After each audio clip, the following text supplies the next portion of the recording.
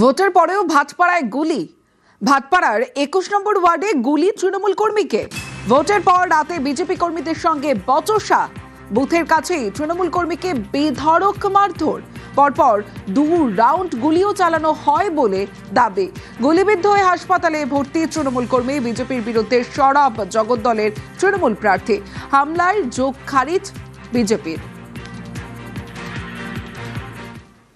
তোকে বলে যে তোকে শেষ করে দেবো, মেরে দেবো। তো বলে যখন পারবে তখন মারবে।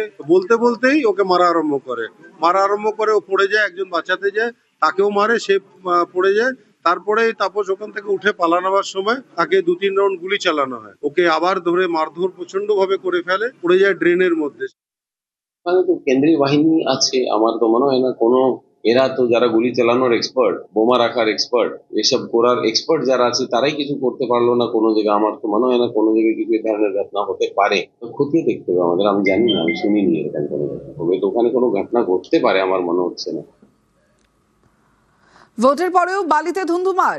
জমায়েত হঠাতে তুমুল লাঠিচার্জ। ইভিএম স্ট্রং রুমে নিয়ে যাওয়ার সময় উত্তেজনা। বাহিনীর সামনেই তৃণমূল বিজেপি স্লোগান যুদ্ধ।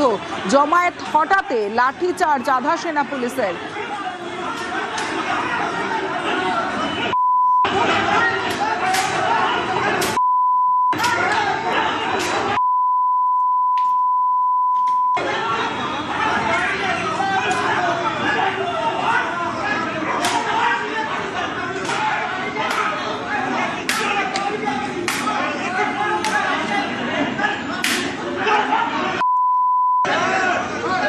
যে ছবি আপনারা দেখছেন বালির ছবি, যেখানে জমায়েত হঠাৎই তুমুল লাঠিচার্জ এবং বালি হাওড়ার ছবি। স্ট্রং রুম, ইভিএম স্ট্রং রুমে নিয়ে যাওয়ার সময় এই উত্তেজনা।